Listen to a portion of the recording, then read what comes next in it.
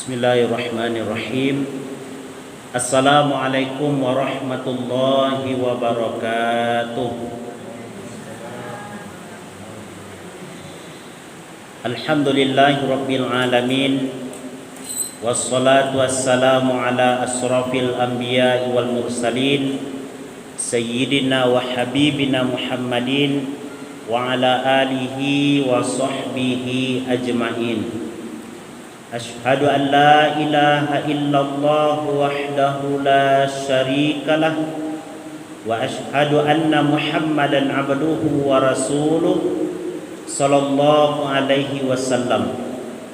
Subhanaka la ilma lana illa ma 'allamtana innaka antal alimul hakim. Rabbi shrah li sadri wa yassir li amri wahlul 'uqdatam min lisani yafqahu qawli, amma ba'du. Ma'asyiral muslimin, bapak-bapak, ibu-ibu, jamaah salat maghrib rahimani wa rahimakumullah. Setinggi puji sedalam syukur senantiasa kita haturkan kehadirat Allah Subhanahu wa taala, Tuhan yang Maha Pengasih tapi tidak pernah pilih kasih, Allah yang Maha Penyayang yang sayangnya tak terhingga. Sehingga dengan kasih dan sayang dari Allah, pada malam hari ini dengan izinnya kita telah dapat melangkahkan kaki dan mengayunkan tangan. Walaupun keadaan cuaca sedang diguyur hujan yang cukup lebat, namun alhamdulillah datang dan sampai juga kita ke rumah Allah. Ini merupakan sebuah prestasi di sisi Allah, Bapak Ibu. Sebab tidak semua orang mampu datang dalam keadaan seperti ini. Walaupun payung ado, walaupun mantel ado, walaupun moto ado, tidak semua orang bisa melakukannya. Dan alhamdulillah Bapak Ibu telah datang ke rumah Allah pada malam hari ini melakukan ibadah kepada Allah. Mudah-mudahan berharap kita kepada Allah, ibadah yang lawak lakukan, yang sedang kita kerjakan maupun yang akan kita laksanakan, dinilai sebagai amalan soleh di sisi Allah dan dilipat gandakan pahala di sisinya. Amin ya Allah ya Rabbal Alamin. Salawat dan salam kita mohonkan kepada Allah, semoga disampaikan semisal pahalanya buat seorang reformis Islam, figur sentral umat. Beliau merupakan uswatun hasanah bagi kita. Beliau adalah Nabi besar Muhammad sallallahu alaihi wasallam. Allahumma salli ala sayyidina Muhammad wa ala ali sayyidina Muhammad. Bapak Ibu jamaah yang dimuliakan oleh Allah Subhanahu wa taala, bulan yang lampau kajian kita adalah tentang Amul Huzni, tahun duka cita.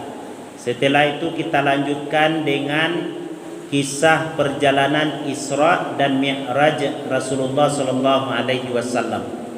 Kita sambung kajian kita sekarang Bapak Ibu. Setelah Rasulullah sallallahu alaihi wasallam melaksanakan atau diperjalankan oleh Allah melalui Isra dan Mi'raj namanya, sampai Nabi di Mekah kembali. Namun apakah dengan hal demikian di Isra dan di Mi'rajkan Rasulullah selesai urusan Rasul? Ternyata tidak Bapak Ibu. Justru Rasulullah sallallahu alaihi wasallam dihadapkan dengan ujian dan cobaan yang begitu bertubi-tubi kembali. Sebelum Isra dan Mi'raj, Rasulullah didera dengan ujian berupa semakin merajalelanya kaum Quraisy. Namun setelah Isra dan Mi'raj, Rasulullah juga mengalami ujian kembali. Namun ujian setelah Isra dan Mi'raj ini adalah ujian bagian daripada menguatkan dakwah Rasulullah sallallahu alaihi wasallam. Sebab kenapa? Ada satu ibadah yang telah diwajibkan oleh Allah dan itu harus dilakukan oleh orang yang beriman. Itulah ibadah solat. Jadi kalau sebelumnya ada orang melakukan solat, ada. Bahkan Nabi dan Rasul sebelum Nabi Muhammad itulah melakukan solat. Rabbana liyuqimus shalah, kata Nabi Ibrahim. Rabbi ja'alni muqimas shalah wa min zurriyyati. Itu doa Nabi Ibrahim tu. Wahai Tuhanku, jadikanlah aku orang yang mendirikan solat dan anak cucu keturunanku. Nabi Sulaiman, Nabi Daud, bahkan Nabi Isa juga melakukan solat. Cuma bedanya dulu perintah solat kepada umat atau Nabi sebelum Nabi Muhammad, perintahnya datang dari Allah melalui wahyu, melalui malaikat Jibril. Tapi kalau khusus umat Nabi Muhammad, rasulnya yang dibawa diajak untuk menjemput perintah solat. Awalnya solat 50 waktu, kemudian menjadi 5 waktu. Inna likulli sholatin asrun, setiap solat itu ada 10 nilai dan faedahnya, fadilah atau balasan di sisi Allah. Jadi kalau 5 waktu solat, 1 waktu itu dibalas dengan 10. Kalau 5 waktu, 5 kali 10 50. Bisa maknanya seperti itu. Bisa juga maknanya setiap solat yang kita lakukan Bapak Ibu, itu sama kita melakukan solat seperti 10 kali. Zuhur 10, asar 10, maghrib 10, isya 10, subuh 10. 5 kali 10 50. Jadi sama halnya kita melaksanakan solat 50 kali dalam sehari semalam. Juga setelah Isra dan Mi'raj itu tidak serta-merta langsung solat zuhur sampai rakaat alun lai, asar sampai rakaat alun lai. Setelah beberapa bulan kemudian baru zuhur kecil Rasul sampai, asar sampai, maghrib 3, isya 2 sampai, sudah tu subuh 2. Sebelumnya cuma 2 rakaat. Cuma 2 rakaat. Jadi itulah sebabnya kenapa Bapak Ibu beda musafir dengan mukim. Yang boleh di kasar atau di jamak itu adalah solat yang lebih dari 2. Kalau subuh di kasar orang tu tinggal ciek leh. Makanya zuhur, asar, maghrib, isya. Kenapa itu? Kembali memposisikan seperti semula.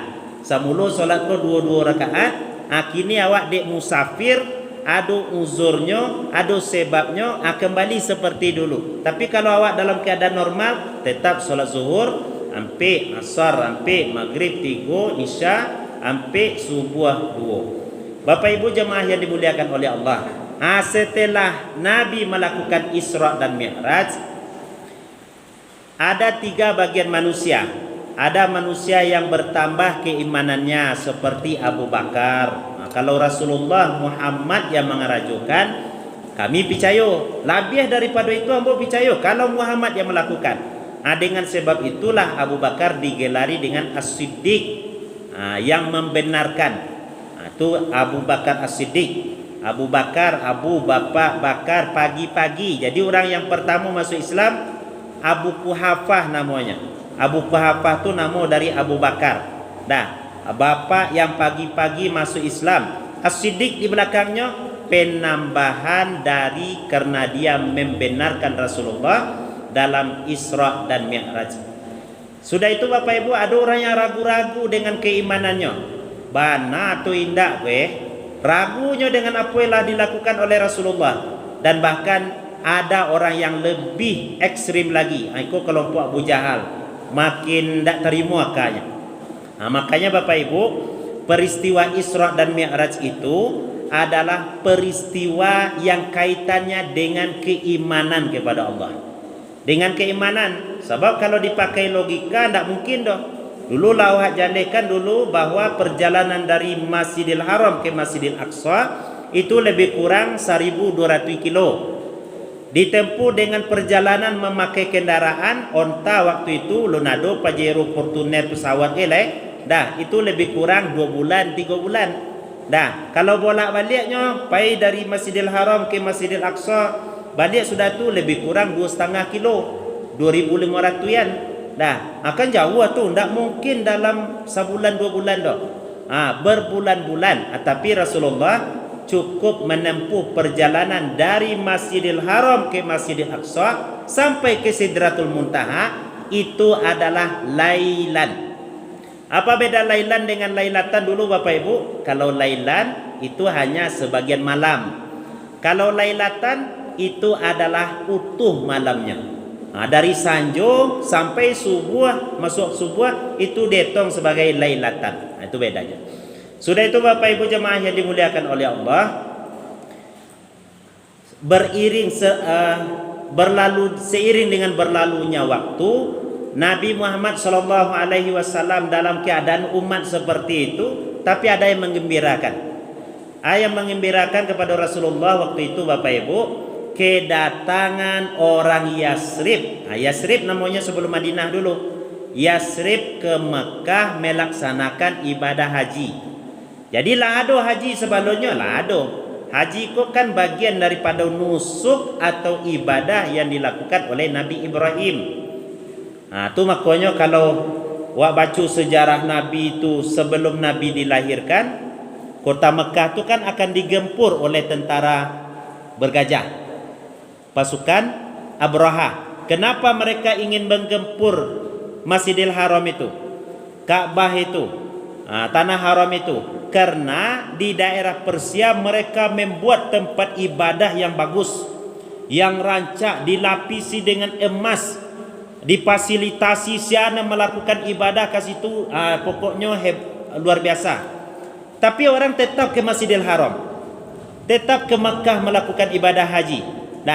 Itu jadi haji lah hadoyo sebelumnya dilakukan, melakukan ibadah haji lah hadoyo. Cuma teknisnya berbeda. Kalau masuk jahiliyah tu ada orang yang melakukan tawaf itu dengan bertelanjang, tak berpakaian.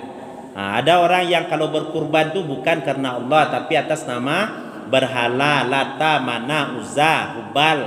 Itu yang dilakukan oleh orang, bercampur perbuatan yang dianggapnya ibadah, justru di balik itu adalah kesyirikan kepada Allah Subhanahu wa taala. Ada orang Madinah atau orang Yasrib datang. Pertama datang lebih kurang 2 balai orang.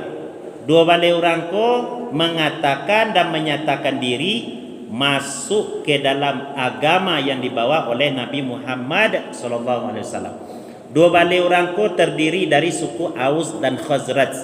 Suku Aus dan Khazraj itu di Madinah mereka selalu bermusuhan. Bahkan itu lebih kurang permusuhan mereka itu berpuluh-puluh tahun, lebih kurang hampir 10 tahun. Jadi nyudak baelok nak bersapon. Kalau rata-rata kan dengan umur umat Nabi Muhammad sekarang ini, kalau hampir 10 tahun itu adalah lebih dari separuh. Sebab Nabi mengecehan, "Ahmaru ummati ma baina sittin ila sab'in wa aqalluhum ma yajuzu zalika." Umur umatku antara 60 dan 70 tahun, sakitik na lebih pada itu. Sakitik na lebih tu salah 80 90. Jadi kalau hampir 10 akan lebih sakitik dari 70-nya tu. Lebih sakitik dari 70. Umur hampir 10 tahun tu batas psikologi atau batas sadar seseorang. Jadi orang kalau banyak dosa ketika belasan tahun umurnya, ketika 20 sekian tahun, ketika 30-an tahun, umur hampir 10, 50, 60 aku dapat taubat alaih. Selama aku malih datang ke masjid, kalau hampir 10 tahun umur datanglah ke masjid alaih. Beribadah leh. Sampai dunia ko dewa. Kalau hampir 10 tahun tu lah banyak yang kurang tu bu. Gigi yang salah moko kadang kali yang taluk 2 kilo sekali makan dewa. Kini kalau hampir 10 tahun maaf ngecek ko bu. Tu ndak co dulu tu leh tu. Ya bu. Tu makanya Nabi umur hampir 10 tahun diangkat jadi rasul. Itu makanya calon presiden atau wakil presiden umur hampir 10 tahun tu yang pas sebenarnya bu. Janganlah bu. Bapak Ibu jamaah yang dimuliakan oleh Allah, sebab kalau di bawah hampir 10 tahun, itu anu stabil secara psikologi pemikiran orang. Bapak Ibu jamaah yang dimuliakan oleh Allah, sudah itu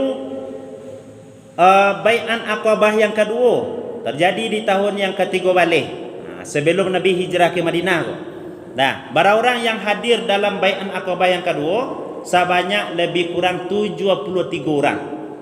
Makin banyak daripada yang pertama. Begitu antusias mereka dengan kedatangan seorang utusan Allah, Nabi yang terakhir. Sebab di dalam kitab-kitab sebelumnya kan ada sabian. Nabi Isa saja mengecehan, ambo bukan Nabi yang terakhir. Bahkan dalam surat As-Saff ayat yang ke-6 itu apa kata Nabi Isa yang dinukilkan oleh Allah? Ya Bani Israel, inni rasulullahi ilaikum musaddiqan lima baina yadayya minat Taurah wa mubasysyiran bi rasuli ya'ti min ba'di ismuhu Ahmad. Wahai Bani Israel, aku ini utusan Allah kepadamu. Tugasku dua, kata Nabi Isa. Itu firman Allah, Bu ya. Nah, dinukilkan oleh Allah dalam Al-Quran tentang perkataan Nabi Isa. Tugas Nabi Isa itu dua. Pertama, musaddiqan lima baina yadayya minat Taurah, membenarkan isi kitab Taurat. Jadi Nabi Isa percaya kepada kitab yang diturunkan sebelum Injil, percaya. Kitab sebelum itu ada namanya suhuf, diturunkan kepada Nabi Ibrahim, kepada Nabi Sis. Ada namanya kitab Taurat kepada Nabi Musa, Zabur kepada Nabi Daud. Nah, kalau Injil itu Nabi Muhammad, Nabi Isa. Kalau Al-Quran itu Nabi Muhammad. Al-Quran nanti mujtami'ah, kumpulan dari Injil, Taurat itu dikumpulkan oleh Allah di dalam Al-Quran. Itu Bapak Ibu jemaah yang dimuliakan oleh Allah. Jadi Nabi Isa membenarkan isi kitab Taurat. Yang kedua wa mubasysyiran bi rasuli ya'ti min ba'di ismuhu Ahmad. Aku memberi kabar berita gembira kepada kalian bahwa nanti akan datang seorang rasul utusan Allah, namanya Ahmad. Ahmad ya habibi. Ada dalam nasyidnya tuh, dalam burdahnya seperti itu. Maksudnya Nabi Muhammad. Sebab Nabi dalam hadis lain mengecehan, li khamsatu asma, namaku ada 5. Ana Muhammad, ana Ahmad, ana Al-Mahi, ana Al-Hashir, ana Al-Aqib. Namaku ada 5 kata Nabi. Pertama nama ambo Muhammad, yang kedua nama ambo Ahmad, yang ketiga nama ambo Al-Hashir, orang yang mengumpulkan. Jadi ajaran Nabi yang dibawa oleh Nabi bukan kepada golongan tapi seluruh manusia. Nah, sudah itu ambo adalah Al-Mahi, orang yang mengajak orang lain untuk menghapuskan dosa kepada Allah, mengajak orang supaya tidak berbuat dosa. Sudah itu ambo adalah Al-Aqib, Nabi tidak dosa sesudah ambo ledo. La nabiyya ba'di, tidak do Nabi sesudah ambo ledo kecil Nabi. Bapak Ibu jemaah yang dimuliakan oleh Allah. Jadi Nabi atau yang dilakukan oleh orang Madinah atau Yasrib, mereka antusias untuk ingin memasuki ajaran yang dibawa oleh Rasulullah SAW. Kemudian apa daripada inti daripada perjanjian Bai'at Aqabah namanya. Bako Bai'at Aqabah, Bai'at itu perjanjian, Aqabah itu satu tampik atau suatu tampik yang tak jauh dari Masjidil Haram. Mereka berjanji dengan Rasulullah. Di antara perjanjiannya itu adalah mereka tidak akan mensyirikatkan Allah, mereka tidak akan berzina, mereka tidak akan minum minuman keras. Sebab waktu itu kan orang suka minum minuman keras. Ayat tentang khamar tu kan tak sekali turun dah. Lebih kurang hampir fasenya pelarangan tentang khamar tu Bapak Ibu. Tak langsung kalian tak boleh minum dah. Padahal orang sibuk suka harus minum tiku itu. Kebiasaannya harus minum minuman keras. Sudah itu tidak boleh berzina, tidak boleh membunuh anak-anak. Sebab orang jahiliah akan dibunuhnya anak-anaknya. Bako dibunuh anak-anak tapi miskin. Apalagi yang dibunuh itu anak perempuan. Aib beko. Anak perempuan ko kan lemah. Tak do nilai, tak do dayonya do. Tu makanya dibunuh. Jadi Bapak Ibu jemaah yang dimuliakan oleh Allah, sudah itu Bai'at Aqabah yang kedua, isi diantaranya adalah mereka akan membantu dakwah Rasul. Mereka ingin Rasulullah datang ke Madinah. Mereka ingin melakukan amar ma'ruf dan nahi mungkar bersama Rasulullah. Dan itu bai'at pertama dan bai'at kedua terjadi selang dari kejadian Isra dan Mi'raj dengan peristiwa hijrah Nabi ke Madinah. Ya Bu, makanya peristiwa Isra dan Mi'raj dulu lawak sampaikan perbedaan pendapat di kalangan ulama. Ada yang mengecehan umur Nabi atau terjadi Isra Mi'raj itu di tahun kelima dari kenabian. Berarti 45 tahun umur Nabi, 5 tahun Nabi setelah menerima wahyu yang pertama. Ada yang mengecekan ketika Nabi SAW 2 tahun sebelum hijrah ke Madinah. Ada yang mengecekan 1,5 tahun, ada yang mengecekan 1 tahun 2 bulan. Ada yang mengecekan tanggal 27 Rajab tahun yang ke-10 dari kenabian. Berarti umur Nabi 51 tahun. Letaklah dari umur 51 sampai umur 53 tahun, itu lebih kurang 2 tahun bu ya. 2,5 tahunan. Itu fase antara Isra dan Mi'raj dengan hijrahnya Rasulullah. Terjadi bai'an Aqabah. Sebelum bai'an Aqabah itu Nabi juga diboikot namanya. Tak boleh melakukan transaksi, tak boleh bermuamalah dengan orang Quraisy. Sehingga boikot itu dibuka oleh Mut'im bin Adi. Mut'im bin Adi itulah yang menjadi suaka dari pemboikotan kaum muslimin. Bapak Ibu jamaah yang dimuliakan oleh Allah, pada bai'an Aqabah yang kedua, orang Madinah balik ke Madinah, tapi tidak sama aja Rasulullah dah. Kemudian setelah itu baru hijrah orang-orang muslim ke Madinah. Sebelum Nabi pergi ke Madinah tu Bapak Ibu, Nabi mengutus dai atau utusan untuk berdakwah di Madinah tu. Siapa namanya? Mus'ab bin Umair namanya. Mus'ab bin Umair ko Bapak Ibu adalah duta dakwah Islam yang pertama di Madinah. Jadi jangan kita menganggap Rasul yang pertama datang ke Madinah mengajarkan Islam. Dah. Yang datang pertama ke Madinah diutus oleh Rasulullah namanya Mus'ab bin Umair. Dia yang mengajarkan tentang Islam kepada orang Madinah. Dia yang menyampaikan pesan dari Rasulullah untuk orang Madinah. Dia yang mengajak orang Madinah untuk masuk ke dalam agama Allah. Sudah itu Bapak Ibu jemaah yang dimuliakan oleh Allah, masuk dalam fase hijrah awak. Masuk dalam fase hijrahnya Rasulullah sallallahu alaihi wasallam.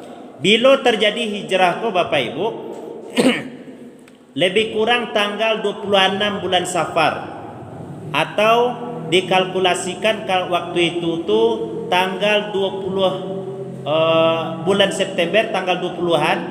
Nah, bulan September tahun 622. Jadi hijrah Nabi dari Mekah ke Madinah, sahabat-sahabat Nabi dulu yang hijrah.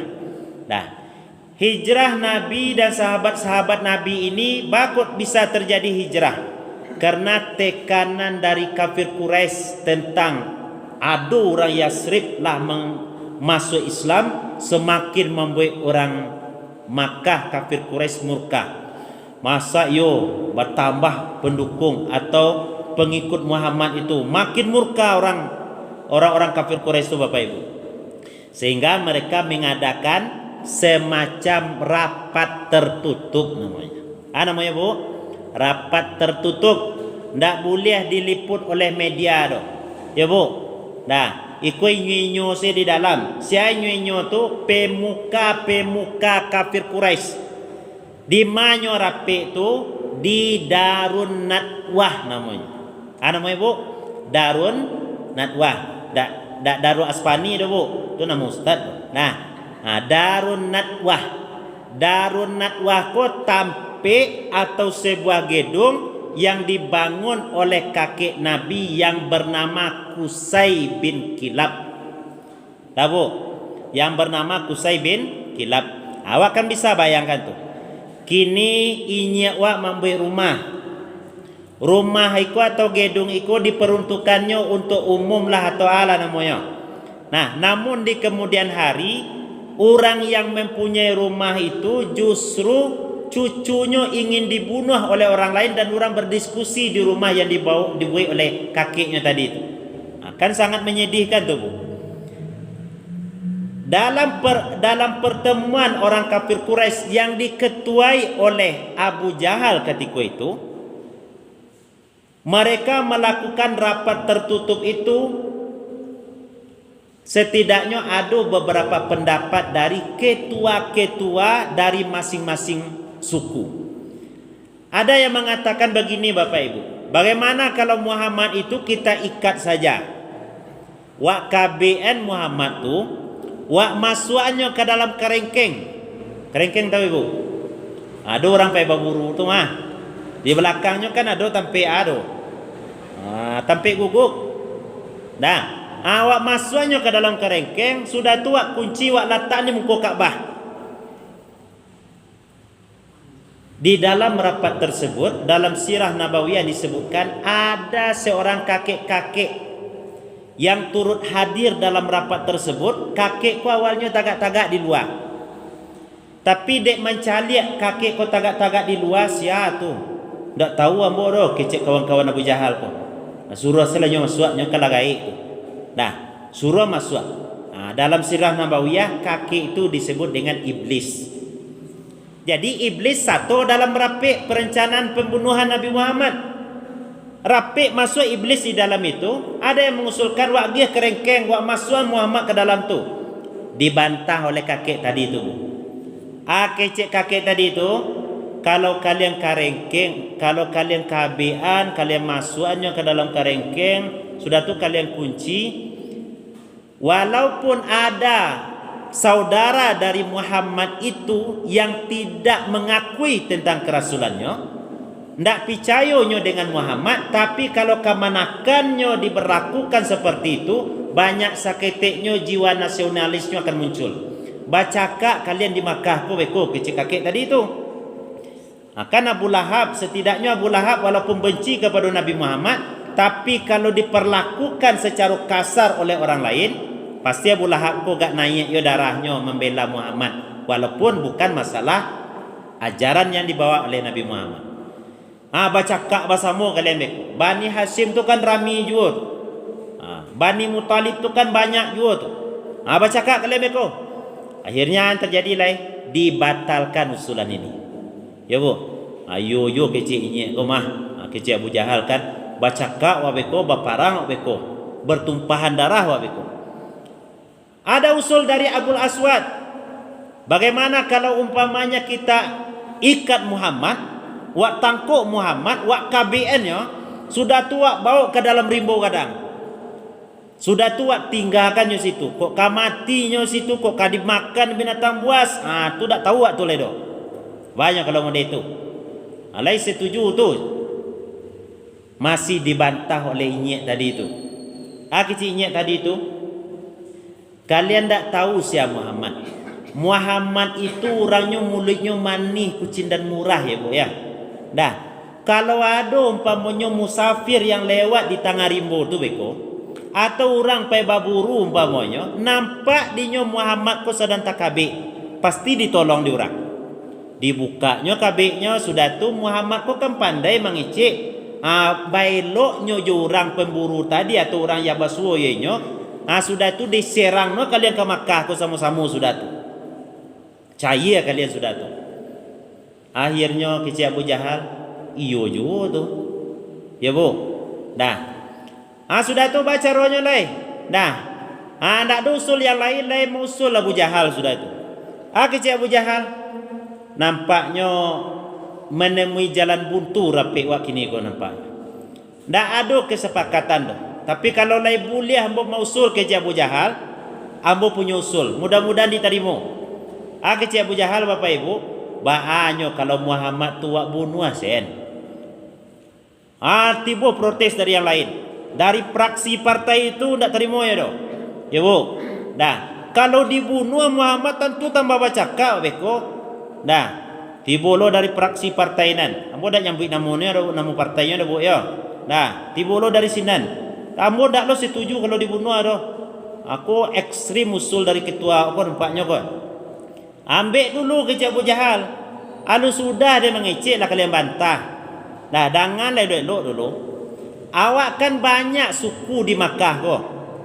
Banyak nendak ke suku jo Muhammad. Masing-masing suku harus ada algojonya. Ya bu, tukang eksekusinya, pemuda yang tangguhnya, yang bagak. Bara suku ada 10 orang, 10 orang yang akan membunuh Muhammad. Kalau laka 10 suku sama membunuh Muhammad kok, Bani Hashim akan menyerang awak leh. Suku Ma yang akan diserangnya. Awak lah banyak kok ha. Akhirnya dibenarkan oleh kakek yang hadir tu bu. Kecil kakek yang hadir tu. Kalau ikut usul sesuai ya bu. Ya bu. Kalau ikut ide yang bagus sebenarnya. Ide yang brilian. Kalau surang kalian membunuh kalian, keluarga kalian, suku kalian yang membunuh itu yang diserang. Tapi kalau lain sama-sama kalian bunuh anak kado siapa yang dituntutnya di Muhammad dan keluarganya itu. Makanya ambo setuju ide daripada ketua. Maka diambillah ide daripada Abu Jahal. Namun mereka tidak mengetahui bahwa di balik daripada rapik tertutup itu Bapak Ibu, rupanya CCTV Allah itu aktif. Ya Bu, malaikat Jibril sedang mendengarkan pembicaraan mereka. Ya Bu. Jadi awak kau di maduduk di mataga, malaikat tahu keadaan awak. Boleh malaikat Raqib dan Atid. Di mana awak akan membuat maksiat, tahu malaikat tu. Di mana awak akan berbuat elok, dicatat di malaikat tu. Disampaikan oleh malaikat Jibril ke Nabi Muhammad, wahai Muhammad, orang di sini tu berencana muliku. Mereka ingin membunuh engkau. Kini siap-siaplah engkau untuk melakukan hijrah lagi. Apa tindakan yang dilakukan oleh Nabi Muhammad Bapak Ibu? Nabi Muhammad pergi ke rumah Abu Bakar As-Siddiq. Sampai di rumah Abu Bakar As-Siddiq, Nabi Muhammad SAW menyampaikan kepada Abu Bakar, tumben Rasulullah pagi-pagi siang-siang ko kamari wahai Abu Bakar, agak urgen situasi kini ku Abu Bakar. Awak mesti melakukan perjalanan hijrah. Sudah itu Abu Bakar kemas-kemas sebentar. Nabi Muhammad SAW balik ke rumah beliau. Hari lah mulai yo sanjo. Ya Bu. Hari dulu kan tak pakai Honda gitu. Tak pakai auto kan. Nabi bolak-balik dari rumah Abu Bakar ke rumah beliau ke Masjidil Haram. Hari lah kat mulai sanjo. Sampai di rumah beliau, biasanya Nabi ko Bapak Ibu lalu agak capek. Kebiasaan Nabi lalu capek Bu, kecuali tugas dakwah. Dan memang awak sebenarnya dituntun tu lalu agak capek Bu. Lalu agak capek ko dak sesudah maghrib doh. Sudah solat Isya ko lalu. Ya Bu. Di rumah beliau di sanjo hari, tu orang kafir Quraisy ko lah mulai melakukan tipu daya. Ya Bu. Melakukan pengepungan. Rapi tadi Bu ingin mengepung, ingin membunuh Nabi Muhammad SAW. Di kampung rumah Nabi, sudah itu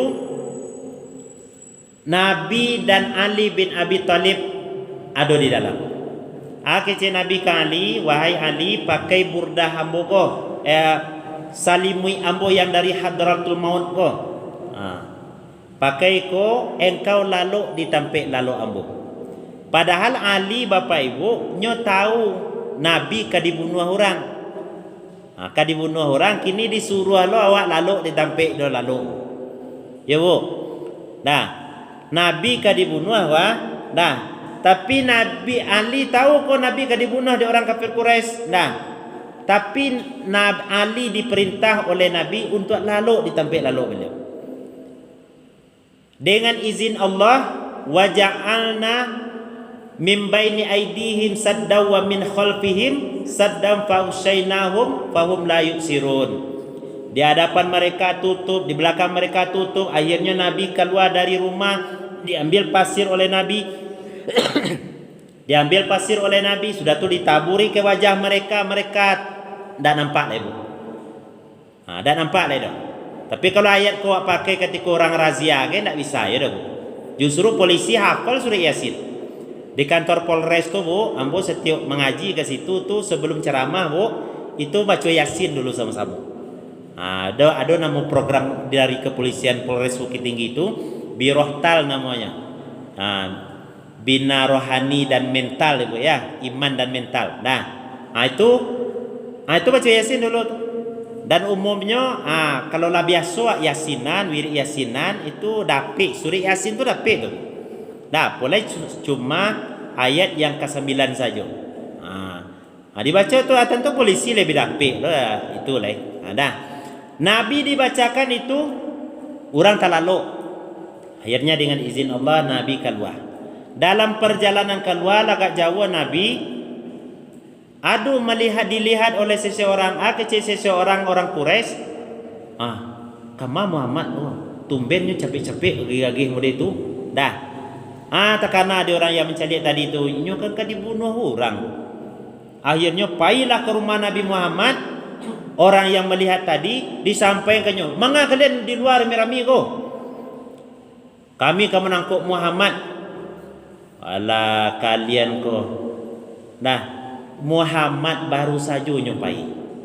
Lapai Muhammad tu Yo bana serius ko? Serius? Ambo dari tadi tagak di luar ko bajago-jago ya senjata ko Ndak ada Muhammad keluar. Kalau ndak percaya kalian masuklah kalian ke rumah Nabi Muhammad tu. Dicari ke dalam rumah Bapak Ibu, rupanya ada orang lalu di kamar Nabi Muhammad. Siapa tadi Bu? Ali bin Abi Thalib. Pas ingin dibuka, konyo Pak. Rupanya orang kafir Quraisy ko Bu, ndak nama lo sembarang tangkuk lo Bu. Harus ada bukti yang valid menangkuk orang. Yo lah yang ditangkuk ko Muhammad atau indak ko. Padahal walaupun tampiknya ditampik Muhammad. Walau bunyinya tu Bu. Akhirnya dibuka lambik-lambik. Aku pedang lah siap menghunus ko Bu. Dibuka lambik-lambik. Kalau Muhammad hidup atau mati, dapat hadiah 100 ekor unta. Akhirnya ala siap. Rupanya dak Nabi Muhammad.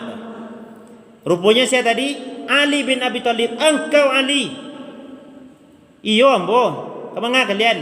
Muhammad tak tahu ambo doh. Dah. Akhirnya dalam riwayat dikecian digebukin. Ya Bu, di tangannya Ali bin Abi Thalib. Tapi lah dah sampai mati doh. Dah. Murka orang kafir Quraisy sehingga dikajar Nabi Muhammad. Sampai Nabi Muhammad setelah berangkat dengan Abu Bakar lari lari sampai di gua nama Ibu. Gua Sur namanya. Ndak gua Hira dah Bu. Gua Hira tampik Nabi menerima wahyu yang pertama. Gua Sur itu tampik Nabi bersembunyi ketika dikejar oleh orang kafir Quraisy. Lanaya kada kate Gua Sur tu. Rupanya Gua Sur tu kalau dulu kan ndak posenter Nabi ndak setarang dah. Ndak setarang kini dah. Kini di mata gak bisa donen bawa HP, donen bawa korek api, bisa pencahayaan. Kalau Nabi yo kalam-kalam tu di daki bukit tu. Lah sampai di pintu gua, Nabi ka masuk ke Abu Bakar. Wahai Abu Rasulullah, biarlah bosen. Dalam pikiran Abu Bakar, apa yang terbesit dalam pikiran Abu Bakar ketika itu? Kalau Muhammad yang dulu, kalau sempat ada binatang buas di dalam, digigitnya Nabi Muhammad, mati Nabi Muhammad, maka umat akan kacau. Dakwah Islam malu samparono lai. Maka Abu Bakar kalau ambo yang mati kan dak bari mana, paling keluarga ambo yang menangi. Dak menangi orang seluruh dunia kalau. Tapi kalau Muhammad, pasti orang banyak menangi. Sedih orang. Akhirnya Abu Bakar masuk. Dalam gua tu dicek, ada ular dah, ada binatang dah, ada kalajengking dah, dicek dak ada dah. Aman. Di pintu gua tadi itu yang awalnya sarang lawah banyak, kemudian sudah itu babuik sarang lawah lo sudah tu lawah balik. Tiba lo burung merpati tabang-tabang di pintu-pintu gua tu. Orang kafir Quraisy selam mulai tiba dah ke pintu gua tu dah. Ada yang menoleh ke pintu gua tu, tapi dicaliak no banyak buruang di situ tu, banyak lawah di situ tu, ada mungkin yang masuk ke dalam kodok. Ya Bu. Tak mungkin yang masuk ke dalam tu. Abu Bakar di dalam bersama dengan Nabi Muhammad, Allah menutup pintu lubang-lubang yang ada dalam gua itu dengan cabian kainnya. Cabian kain seketik, tutupi lubang ko, cabian seketik, tutupi lubang ko. Ada sebuah lubang yang tak bisa ditutupi endo karena kadang ditutupi ya tapak kaki. Nabi Muhammad dalam keadaan letih yang luar biasa. Dari pagi tadi lebu yo balik ke rumah Abu Bakar, pai ke rumah awak balik sudah tu ke rumah Abu Bakar je Abu Bakar, pai lo ka Gua Sur sudah tu dah latih Nabi Muhammad sehingga Nabi istirahat di pahu Abu Bakar. Mengalai istilahnya dah Bu dah Dalam keadaan seperti itu, kaki Abu Bakar menutup pintu atau lubang yang gadang tadi itu. Tiba-tiba keluar isi lubang tadi itu. Dicotok kaki Abu Bakar. Abu Bakar menahan sakit yang luar biasa. Tapi sakitnya tu bu, tak basionjaknya tu. Aduh, ada ngarang-ngarang itu dah bu. Ditahannya sakitnya. Lari sakit itu matonya. Sehingga keluarlah air matonya. Keluar air matonya menetes kena pipi Rasulullah. Hujan dari Abu Bakar? Tidak ya Rasulullah. Tapi kenapa ada air menetes? Ini air mataku wahai Rasulullah. Air mataku wahai Rasulullah. Bau engkau Abu Bakar, takwi engkau. Indah Rasulullah, tapi kaki ambo digigit di binatang wah. Dengan izin Allah, Rasulullah mengambil air liurnya. Sudah itu dibaruian ke kaki yang digigit tadi, sehat Bapak Ibu. Kalau ibu, kalau tidak percaya ibu cuba lah bisa kalau ada orang sakit tu ambil liur ibu lap angkanya. Itu bedanya kita dengan Rasulullah bu. Rasulullah lahir batin beliau merupakan kemuliaan. Termasuk ketika itu diubik dengan air liur Rasulullah SAW. Sehat Abu Bakar. Bapak Ibu jemaah yang dimuliakan oleh Allah. Sudah itu berhari Nabi di dalam gua tersebut lebih kurang 3 hari. 3 hari bu ya. Berangkit hari Kamis, Jumat, Sabtu, Minggu, malam Seninnya tu Rasulullah lah menuju ke Madinah. Ya bu. Ke Madinah. Lah bu, mungkin hanya sampai siku dulu. InsyaAllah besok tu kita sambung balik tentang perjalanan Rasulullah hijrah dari Mekah ke Madinah. Itu baru sampai Gua Sur bu ya. InsyaAllah wak sambung besok balik. Mungkin hanya itu yang dapat kita sampaikan. Mudah-mudahan apa yang kita sampaikan ini bermanfaat dan mudah-mudahan semakin menambah kerinduan dan kecintaan kita kepada Rasulullah Bapak Ibu. Sebab di antara bukti cinta awak kepada Rasulullah, iyo dibaca sejarah Nabi. Jangan sejarah artis saja yang kita baca. Jangan sejarah calon presiden saja yang kita caliak. Jangan sejarah daripada atlet-atlet atau bintang-bintang filem saja yang kita ketahui. Tapi idola awak yang sesungguhnya, role model awak, contoh dan suri teladan awak, iaitunya Rasulullah, harus wak baca puluh sejarahnya. Untuk apa? Menguatkan keimanan kita kepada Allah dan kepada Rasulullah. Di dunia kita dakik dengan Rasulullah, dengan mempelajari sirah, dengan mengamalkan yang diajarkan oleh Rasulullah. Di akhirat besok insya-Allah Rasul akan hadir membawa syafaatnya untuk kita. Amin ya Allah ya Rabbal Alamin. Kita tutup kajian kita dengan doa kafaratul majlis. Subhanakallahumma wa bihamdika asyhadu an la ilaha illa anta astaghfiruka wa atubu ilaik. Billahi taufiq wal hidayah. Wassalamualaikum warahmatullahi wabarakatuh.